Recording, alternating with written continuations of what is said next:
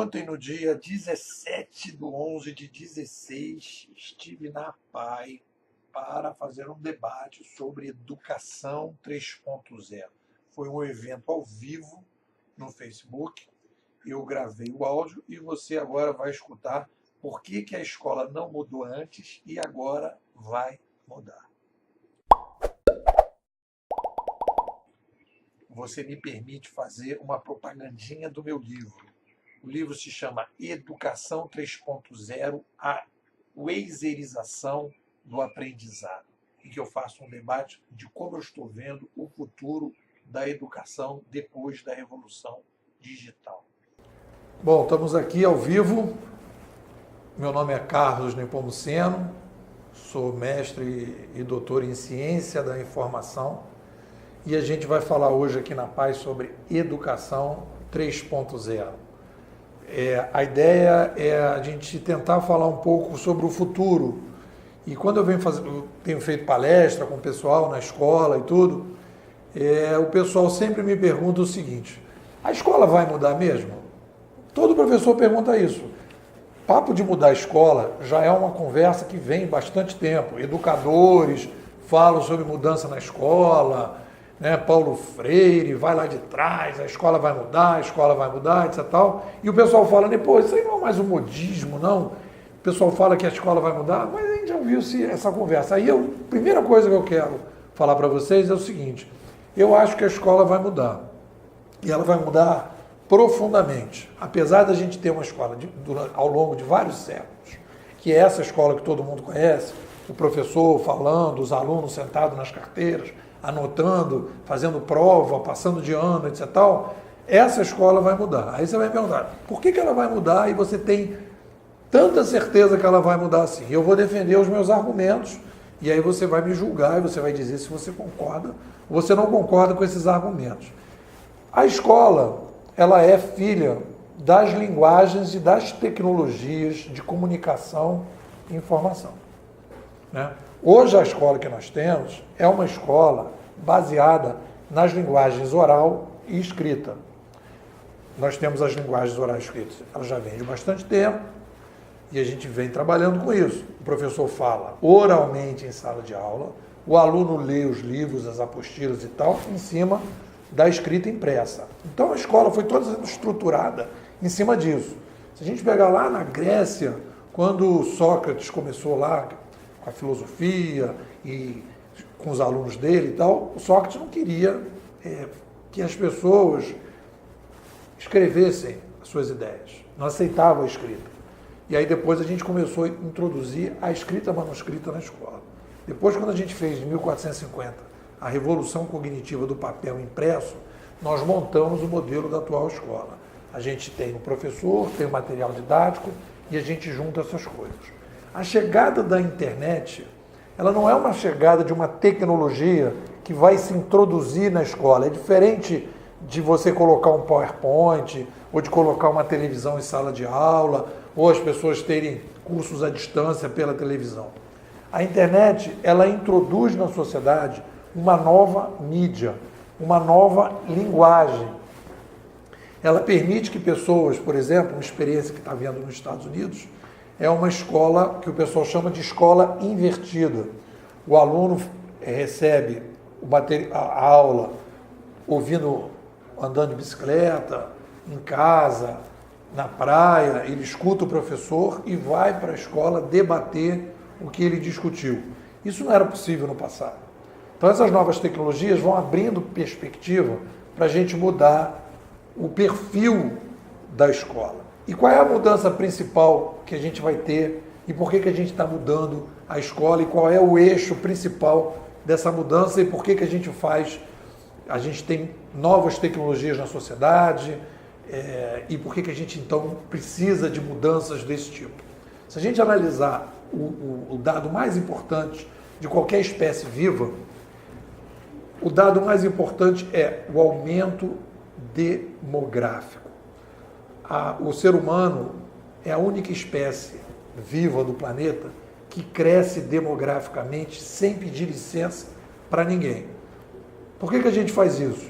Porque nós temos um ambiente tecnológico E quando a gente vai crescendo demograficamente, quando a gente vai aumentando o tamanho da população, a gente vai começando a ter demandas, necessidade de mudanças e de atualização do que a gente está chamando de tecnocultura, de cultura. Então a gente está vivendo hoje uma mudança na sociedade, que é a introdução de novas mídias, introdução de novas linguagens, e a partir dessas mídias e dessa linguagem, a gente vai reconstruindo a sociedade e possibilitando novas coisas. Então, às vezes as pessoas me perguntam o seguinte, então a nova escola vai ser uma escola totalmente tecnológica? Não, a minha visão da escola é uma visão em que a gente vai mudar a própria estrutura do conceito de educação, né? Porque essa garotada que está aí, o mundo que a gente está entrando, é um mundo de inovação e de mudança. E a escola prepara um aluno para um outro modelo de mundo mais, que a gente poderia dizer, mais sólido e menos líquido. Temos aí algumas perguntas, então vamos agora abrir para as perguntas dos associados que estão em casa. Vamos começar. Professor, o Richard Ginter, ele fez a seguinte pergunta: qual será o papel do professor na nova escola? Richard, o negócio é o seguinte, o professor hoje, ele tem um papel... Vamos pegar o seguinte, o professor é mais ou menos um pouco a ideia da própria enciclopédia. A gente tinha uma mídia concentrada, a gente tinha uma estrutura concentrada e a pessoa não tinha informação disponível. A gente está vivendo hoje uma passagem na sociedade que é uma característica de uma revolução cognitiva, não é a primeira vez que isso acontece, quando chegou o papel impresso foi mais ou menos a mesma coisa, que a gente sai da escassez da informação e passa para a abundância de informação. Então, o que acontece? A pessoa ia para a escola, o professor era a pessoa que trazia o conhecimento e a informação para a sala de aula. Hoje, o papel que a gente precisa das pessoas que são os educadores não é mais trazer a informação, que a informação já está disponível. A gente precisa de uma curadoria dessa informação. As pessoas vão começando a ter acesso a essas informações e a gente precisa de pessoas que não seriam mais a pessoa que traz a informação, que traz o conhecimento. É a pessoa que ajuda as pessoas a lidar com essa abundância de conhecimento. Então a gente sairia de um professor, que a gente vai chamar de um professor gestor de conteúdo, para um educador, que seria um curador de conteúdo. Seria uma espécie assim de roteirista, que vai ajudando a pessoa a encontrar os melhores roteiros para abordar determinado problema. Essa é outra característica importante do que a gente está chamando de educação 3.0. Hoje a educação, num mundo em que você tem uma inovação, que a gente está saindo, uma inovação muito controlada, a gente está indo para o mundo de uma inovação cada vez mais ativa, mais descontrolada. Então a gente precisa de um curador que vá permitir que as pessoas possam acompanhar esse mundo novo através desse roteiro. Então a gente precisa de formar pessoas que lidem com o problema. A escola atual não é uma escola que trabalha com o problema. Qual é a diferença aí? Problemas, o mundo que a gente está entrando agora, a gente começa um processo de inovação, os problemas estão ficando abertos. Nós vivíamos problemas fechados. Organizações resolviam seus problemas, organizações criavam, estruturavam um modelo em que as pessoas iam para as organizações repetir, as pessoas iam trabalhar em cima de um modelo que estava fechado. Hoje a gente está indo para o mundo de inovação aberta. A gente precisa formar pessoas que trabalhem com problemas. Então essas pessoas que vão trabalhar com problemas, o perfil dessas pessoas precisa lidar o tempo todo com esses problemas. Então o papel, esse novo papel do professor é um papel de curador, que vai ajudar as pessoas a trabalhar com problemas. Então a gente vai construir roteiros. A escola tem, na minha opinião, 3 funções básicas, qualquer modelo de educação. Ela estabelece conteúdo, certificação e roteiro. A pessoa vai para a escola com essa demanda. A pessoa chega lá e a pessoa diz assim, olha, o roteiro que você vai fazer é aqui. Você vai aprender isso, vai aprender isso, vai aprender isso, papapá. Beleza, se você fizer tudo isso direitinho, eu vou te dar uma certificação, né? Então eu vou te dar conteúdo, roteiro e certificação. O conteúdo você já está começando a ter disponível na internet, né? A certificação, ela já não começa a ser tão importante, porque é importante a pessoa saber lidar com o problema do que propriamente ter um certificado daqui e dali. E aí o que a gente vai começar a ter uma demanda muito forte? A demanda que a gente tem mais forte hoje é de roteiro. As pessoas precisam saber quais são os melhores lugares para ela pegar a informação, quais são as melhores formas de trabalhar essa informação, aonde que ela pode pegar uma informação. E aí já não é mais uma escola e nem um professor que vai ensinar assunto. Olha, vou te ensinar biologia, vou te ensinar história, vou te ensinar matemática. Não. Qual é o problema? O problema é a ecologia. A gente precisa limpar um determinado rio. O problema é medicina. Eu preciso ter prevenção de saúde. Então, qual é o problema que você vai lidar? E em cima desse problema, você vai estruturar um roteiro. Você vai estruturar um modelo para que as pessoas possam ir acompanhando esse roteiro. Mais perguntas? A próxima pergunta, professor, é da Michele Rocha. Por que precisamos mudar a escola? Bom, o mundo está entrando num processo de mudança civilizatória. Nós estamos saindo do mundo 2.0, da civilização 2.0, estruturada em cima de duas linguagens, oral e escrita. Se você quiser, três, gestual, oral e escrita. Então, essas linguagens estruturaram a civilização atual. A nova civilização, ela está se estruturando com um upgrade dessas linguagens. A gente colocou gestos na internet, colocou oralidade na internet, colocou escrita na internet, fez um banzé nos últimos 10 anos aí, todo mundo tem blog, todo mundo coloca no Facebook foto, todo mundo faz vídeo no YouTube, tudo isso foi um upgrade enorme. Mas existe uma novidade que a gente fala muito pouco, que é a terceira linguagem, que é a linguagem dos cliques. Quando a gente começa a clicar, a gente começa a se comunicar na internet, a gente começa a se comunicar de uma nova maneira. E esses cliques permitem que a gente possa tomar decisões, participar de processos. É o caso que todo mundo conhece, que é o caso do Uber, por exemplo. Você começa a estruturar todo o modelo de administração da sociedade, clicando, avaliando os motoristas e dizendo o que é bom e o que não é bom. Qual é o vídeo bom, qual não é o vídeo bom, né? Então é isso. Outra pergunta. A Adriana Braga diz o seguinte: professor, comente sobre o ensino de leitura de notícias em ambientes digitais, por favor. É o tema da minha dissertação. Obrigado. Como é o nome dela? Adriana Braga. Adriana, leitura de artigos na escola. É mais ou menos essa a discussão. É isso? Pede para comentar sobre o ensino, né, de leitura de notícias em ambientes digitais. Bom, eu acho que assim, a leitura de notícias, ela não tem diferença, em termos de notícia, ela não tem diferença entre você ler no papel impresso ou você ler no digital. Em termos de leitura, você não tem. O que tem de interessante, de novidade, é você preparar o aluno para ele não ser um consumidor passivo de notícias. Ele passa a ser um participante ativo de notícias. Então, uma sugestão legal é ele comentar as notícias, ele poder avaliar como é que são os comentários das notícias, como é que as pessoas comentam a notícia. Ele poder saber também que ele pode ser um produtor de notícia. Ele não precisa ser um produtor de notícia sobre coisas que ele não está acostumado, mas ele poderia acompanhar determinado assunto que ele gosta, ou no bairro dele, ou um interesse que ele tem específico, ou um esporte que ele gosta, e ele começar a produzir notícia também. A ideia é que ele poderia ser um produtor de notícias ou de verbetes dentro do Wikipedia. A ideia não é a gente pensar num aluno que é consumidor puro. A ideia de consumidor puro, com a chegada da digitalização, a gente pode permitir que a gente tenha hoje um produtor de notícias, né? Ele é um microprodutor de notícias e ele tem que se ambientar nesse novo ambiente.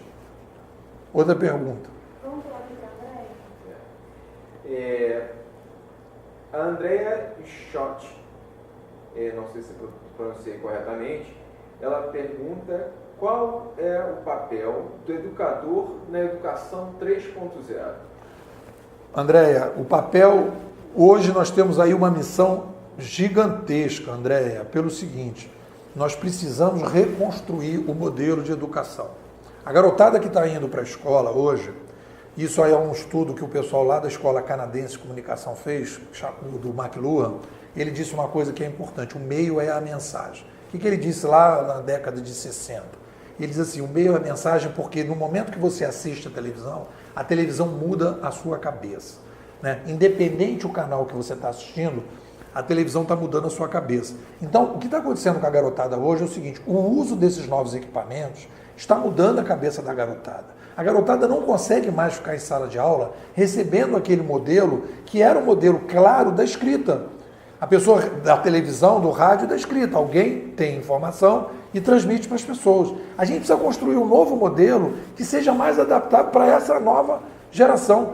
É um novo cérebro que a gente tem dentro dessa nova geração. Então a gente precisa construir. O papel do educador agora é um papel de inovador. A gente tinha uma escola repetidora, uma escola que tinha um trabalho muito grande, que era uma massificação da educação. A gente aumentou tremendamente o tamanho da população, a gente saiu de 1 para 7 bilhões em 200 anos. No Brasil, a gente cresceu de 30, de 1900 para hoje, a gente saltou 7 vezes, somos 210 praticamente. E o Rio de Janeiro, por exemplo, a gente saltou em 1900 de 800 mil para 6,4 milhões.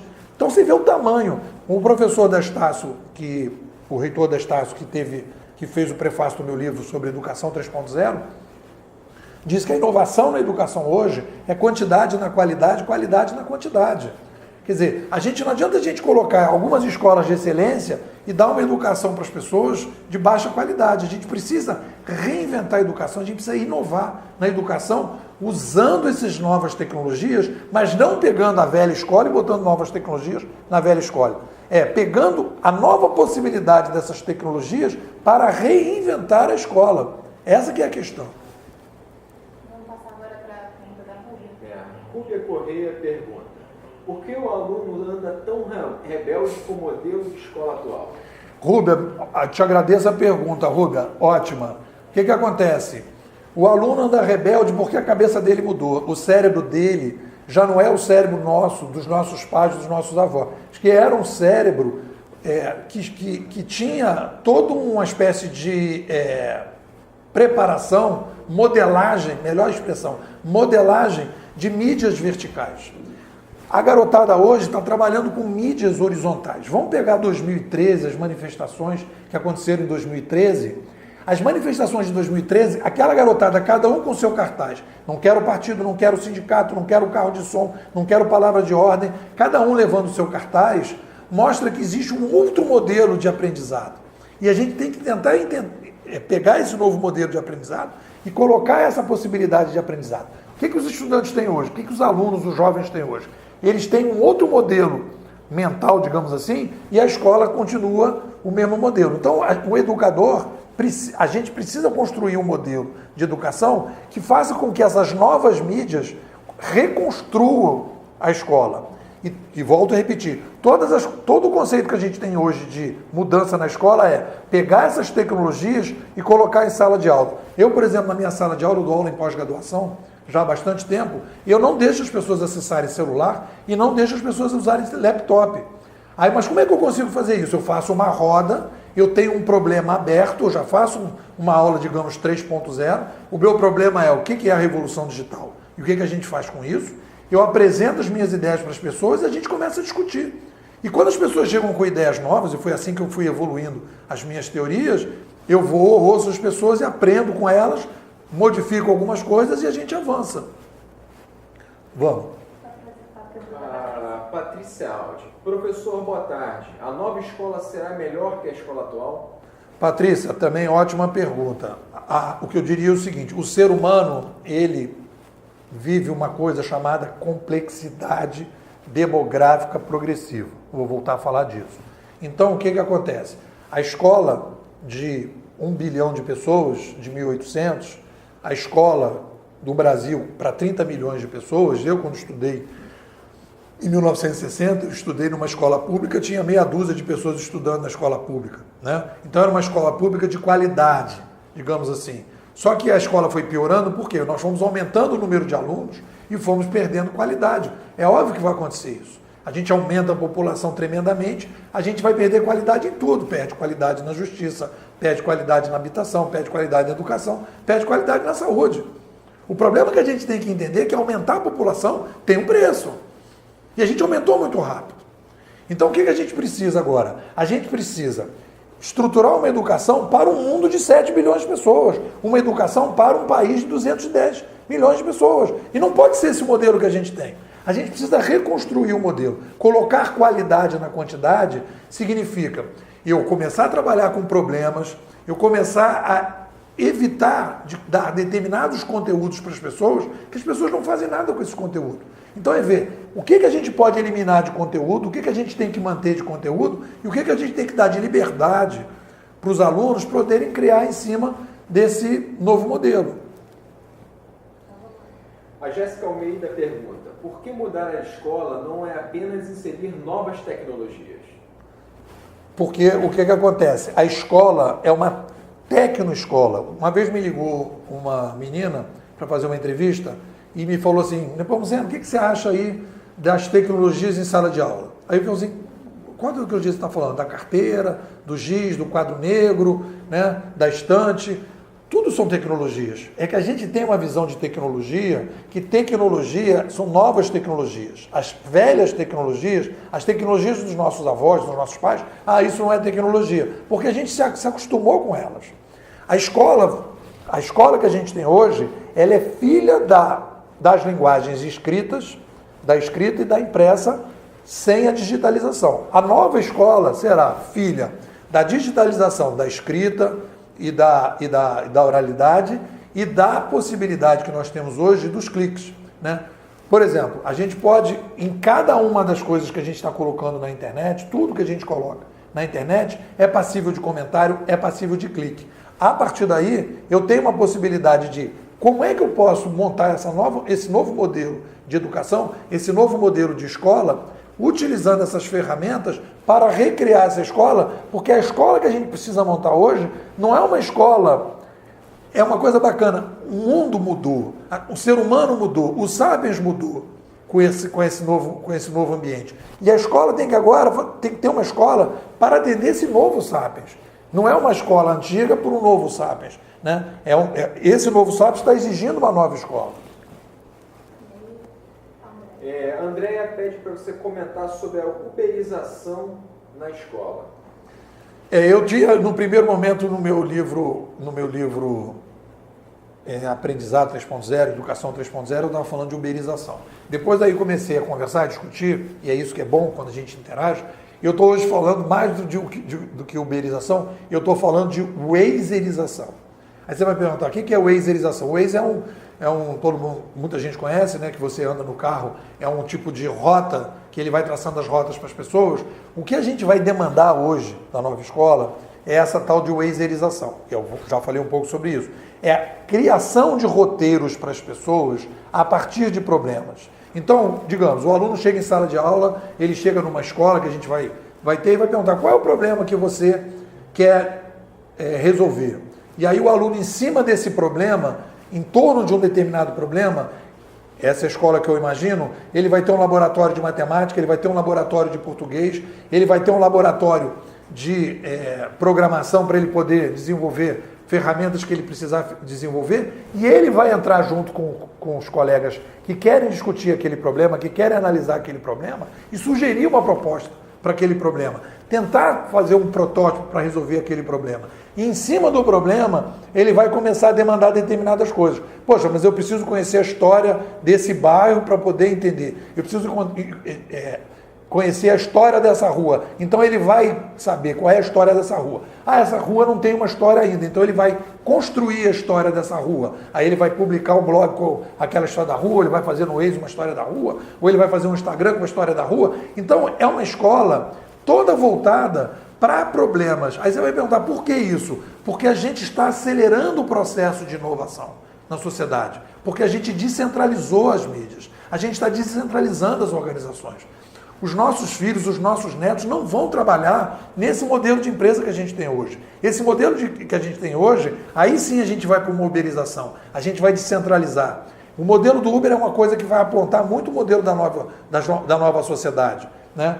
São grandes plataformas, microfornecedores sendo avaliados pelos consumidores, e nesse modelo que as pessoas precisam aprender a trabalhar.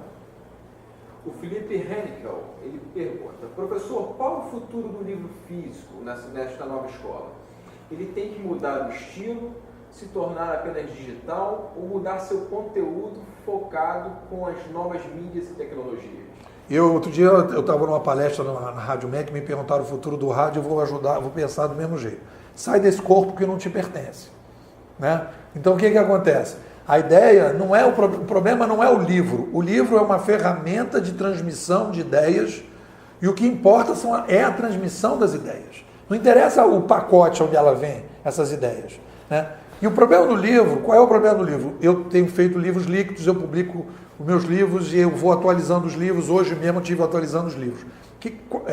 O que a gente está falando? O problema do livro e aí tem um autor americano que falava sobre isso, né? Ele falava, antigamente a gente publicava, filtrava para publicar. Hoje a gente publica para filtrar. Então, se eu tenho ferramentas que me permitem chegar com as ideias para as pessoas, por que eu preciso usar as velhas ideias, as velhas ferramentas?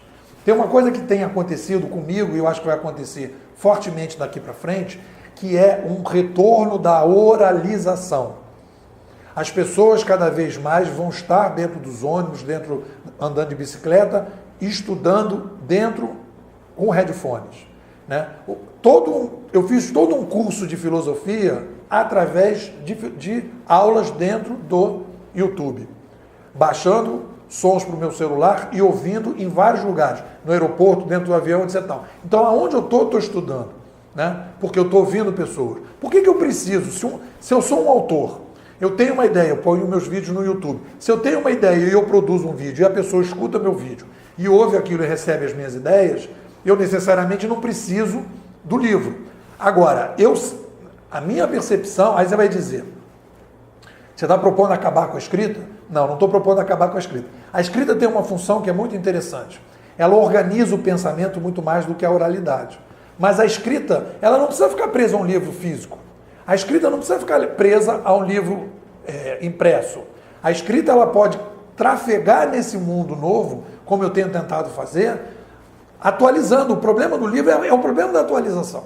Né? Então eu diria que o livro, ele é uma ferramenta de transmissão de ideias, e o livro físico em papel tende a ficar um pouco mais obsoleto, porque a gente tem melhores transmissões. A gente pode transmitir as ideias de uma maneira melhor do que o livro impresso. Agora, existem momentos em que o livro impresso tem o seu papel, e aí ele vai continuar como se fosse um LP, como se ele fosse coisas que continuam. Né? O Volkswagen.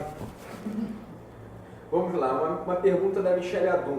Qual a sugestão para mudar a formação dos professores? Como seria uma formação do docente 3.0?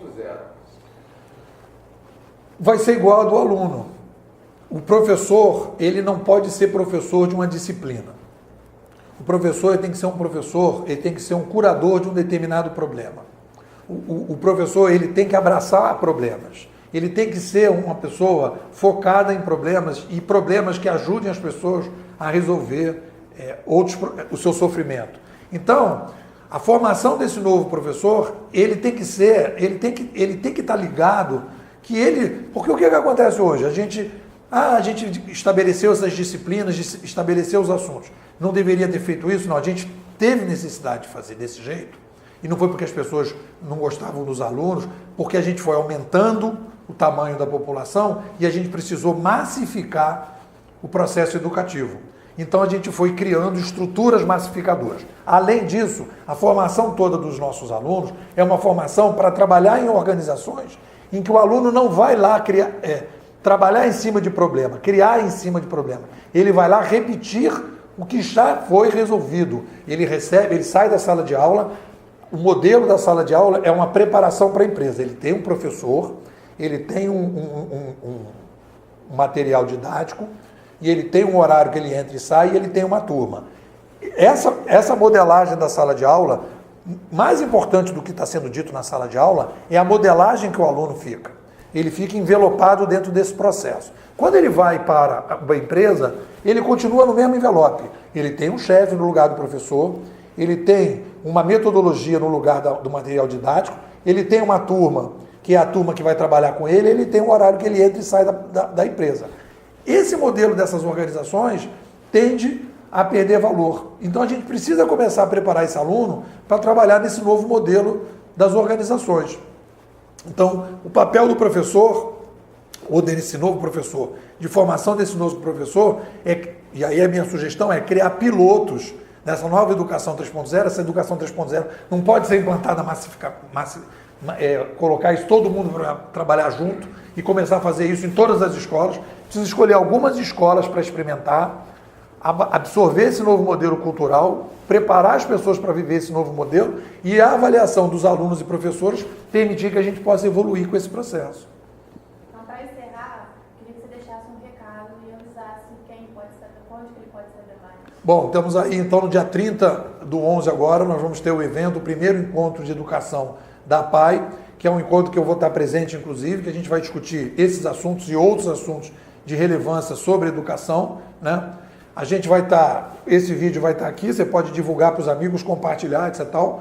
No meu caso especificamente, se você quiser conhecer mais as minhas ideias, meu nome é Carlos Nepomuceno, mas todo mundo conhece como Nepô, 4 letras, né? Lula, Xuxa, Pelé e Zico, são exemplos aí de pessoas que cresceram com 4 letras, e você então pode entrar na minha página nepo.com.br, tem blog, tem YouTube, tem SlideShare, tem tudo que você quiser, todas as mídias para você poder absorver e discutir esse assunto. Além disso, eu tenho um livrinho chamado Educação 3.0, em que eu estruturei tudo isso, o prefácio do reitor da Estácio, em que ele faz um debate exatamente sobre essa discussão. Agradeço a sua presença, agradeço as perguntas e agradeço ao pessoal da PAI que me recebeu aqui carinhosamente.